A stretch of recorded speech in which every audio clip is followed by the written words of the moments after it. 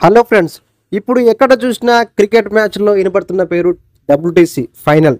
అయితే వాస్తవానికి గత 2 పర్యాల్లో టీమిండియా ఫైనల్కి వచ్చినప్పటికీ అంతిమ పోరులో మాత్రం సతకనపడి ఓడిపోవడం జరిగింది. ఇక ఈ క్రమంలో టీమిండియా ఎలాగానే కూడా ఈసారి ఫైనల్కి వచ్చి మూడోసారి ముచ్చటగా ట్రోఫీని ముద్దాలని చెప్పి కొత్త ఆడుతుంది. ఇక ఈ క్రమంలో టీమిండియా మరి వచ్చే అవకాశాలు ఎటు చూద్దాం. వాస్తవానికి డబ్ల్యూటీసీ టీమిండియా అర్హత సాధించడం పెద్ద విషయం కాకపోవచ్చు. ఎందుకంటే 8 మ్యాచ్లలో కనీసం 4 గెలిచినా కూడా టీమిండియా నేరుగా అర్హత సాధించవచ్చు.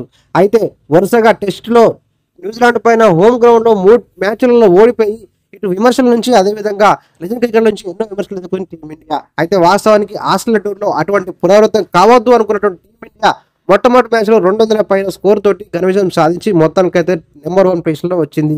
ఇక ఈ యొక్క ఆనందం ఎంతసేపు నిలని చెప్పుకోవచ్చు. వాస్తవానికి ఇటు ఇంగ్లాండ్ అదేవిధంగా న్యూజిలాండ్కి అవకాశం లేకపోయినప్పటికీ ఇటు శ్రీలంక అదేవిధంగా మన సౌత్ ఆఫ్రికాకు 2 టీంలకు అవకాశం ఉన్న నేపథ్యంలో అయితే శ్రీలంక పైన భారీ తేడాతో మరి సౌత్ ఆఫ్రికా విజయం సాధించడంతో ఏకంగా 2వ ప్లేస్లోకి వచ్చింది.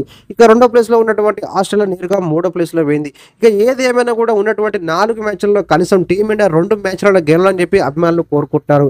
ఇక అదే కాకుండా మరి నెక్స్ట్ మ్యాచ్లో మరి శ్రీలంక అదేవిధంగా దక్షిణాఫ్రికా ఇంకో మ్యాచ్ మిగిలిన నేపథ్యంలోనే మరి ఆ మ్యాచ్లో శ్రీలంక గెలవాలని చెప్పి అభిమానులు కోరుకుంటున్నారు. మొత్తానికైతే నెంబర్ 2లో కావచ్చు నెంబర్ 1లో కావచ్చు టీమిండియా మరి డబ్ల్యూటీసీ ఫైనల్కి తప్పకుండా రావాలని అభిమానులు కోరుకుంటున్నారు.